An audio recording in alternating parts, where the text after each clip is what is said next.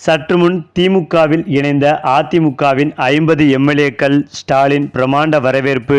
அதிர்ச்சியில் எடப்பாடி. அதாவது அதிமுக சார்பில் 2 மாநிலங்களவை வேட்பாளர்களை தேர்ந்தெடுக்க பலத்த போட்டியே நடைபெறுகிறது. யாரை வேட்பாளராக நிறுத்தலாம் என்பது குறித்து விவாதித்து முடிவெடுக்க இன்று அதிமுக தலைமை அலுவலகத்தில் ஆலோசனை கூட்டம் நடைபெறுகிறது. மேலும் 2024 மக்களவைத் தேர்தலில் அதிமுகவுடன் கூட்டணி அமைத்த தேமுதிகவிற்கு ஒரு மாநிலங்களவை சீட் ஒதுக்குவதாக அதிமுக வாக்கு கொடுத்தது என்று தேமுதிக தரப்பில் கூறி வருகிறார்கள். ஆனால் அதிமுகவோ அப்படி எந்த வாக்குறுதியையும் அளிக்கவில்லை என்று மறுக்கின்றனர். குறிப்பாக அதிமுகவுக்குள்ளேயே அந்த 2 சீட்களுக்கு பலர் முண்டியடிக்கின்றனர். இதனால் அதிமுகவில் மீண்டும் உட்கட்சி பூசல் உண்டாகியுள்ளதாக சொல்லப்படுகிறது. அதாவது தமிழக சட்டமன்ற தேர்தலுக்காக அரசியல் கட்சிகள் கூட்டணி பேச்சுவார்த்தையை தொடங்கியுள்ளன. அதிமுக, பாஜக உட்பட பல கட்சிகளுடன் கூட்டணி அமைக்க பேச்சுவார்த்தையும் நடத்தி வருகிறது. அதேபோல் தமிழக சட்டமன்ற தேர்தலுக்கு இன்னும் 10 மாத காலமே உள்ள நிலையில் அரசியல் கட்சிகள் கூட்டணி தொடர்பான பேச்சுவார்த்தையை தொடங்கி வருகிறார்கள். அந்த வகையில் தமிழகத்தில் ஆளும் கட்சியாக திமுக பலம் வாய்ந்த கூட்டணியாக உள்ளது. காங்கிரஸ், விடுதலை சிறுத்தைகள், கம்யூனிஸ்ட் கட்சிகள், மதிமுக, முஸ்லீம் லீக், மக்கள் நீதி மய்யம், மனிதநேய மக்கள் கட்சி, தமிழக வாழ்வுரிமை கட்சி, கொங்கு தேசிய கட்சி உள்ளிட்ட பல கட்சிகள் இடம்பெற்றுள்ளது.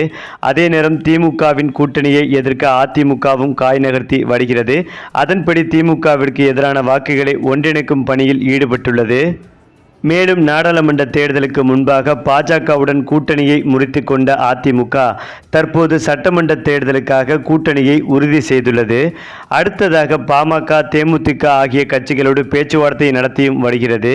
மேலும் சீமானின் நாம் தமிழர் கட்சியையும் தங்கள் அணிக்கு இழுக்க ரகசிய பேச்சுவார்த்தை நடத்தி வருகிறது. இதேபோல விஜயின் தமிழக வெட்டுக் கழகத்தையும் கூட்டணியில் இணைக்க திட்டமிடுகிறார்கள்.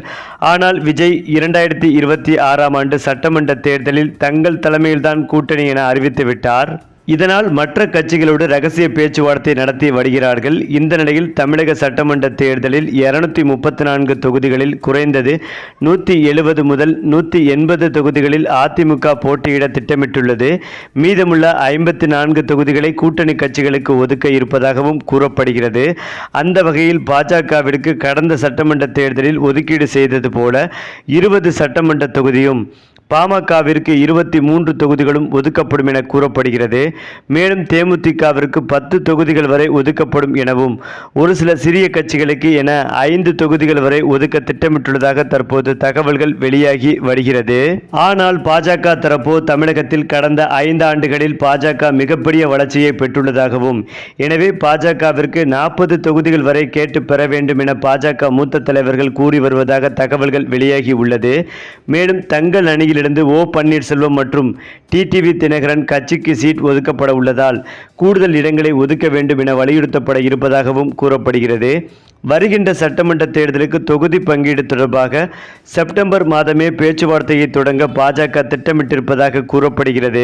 இந்த நிலையில்தான் சட்டமன்ற தேர்தல் நெருங்கிக் கொண்டிருக்கும் இந்த சூழ்நிலையில் அதிமுக தலைமைக்கு கீழ் உள்ள முக்கிய நிர்வாகிகளின் செயல்பாடுகள் சரியில்லை என்றும், எம்எல்ஏக்களுக்கு அதிக முக்கியத்துவம் கொடுக்காமல் இருந்து வந்ததால் 4 மாவட்டங்களைச் சேர்ந்த கிட்டத்தட்ட 50க்கும் மேற்பட்ட எம்எல்ஏக்கள் அதிமுக கட்சியிலிருந்து விலகி விரைவில் திமுகவில் இணைய உள்ளதாகவும், இதற்காக ஸ்டாலின் பிரமாண்ட விழா ஏற்பாடு செய்து அவர்களை கட்சியில் இணைத்து அவர்களுக்கு முக்கிய பதவி கொடுக்க உள்ளதாகவும் தற்போது தகவல்கள் வெளிவந்து அதிமுக தலைமையான எடப்பாடி அவர்களுக்கு பேரதிர்ச்சிகளை கொடுத்து வருகிறது.